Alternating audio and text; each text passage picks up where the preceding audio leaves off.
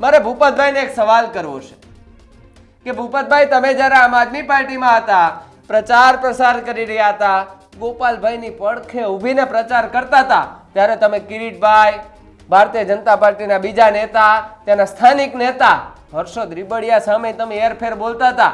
અને આજે એ જ સ્ટેજ ઉપર હર્ષદ રીબડિયા હતા, કિરીટ પટેલે હતા, અને બધાને તમે વખાણ કરતા હતા. કિરીટભાઈને બધા તો વિચારતા હશે છે ને, અમારો જમાનો આવ્યો ને, બસ આ રાજકારણ છે, આજ આયા તો કાલ ત્યાં, આવું થાય ભાઈ.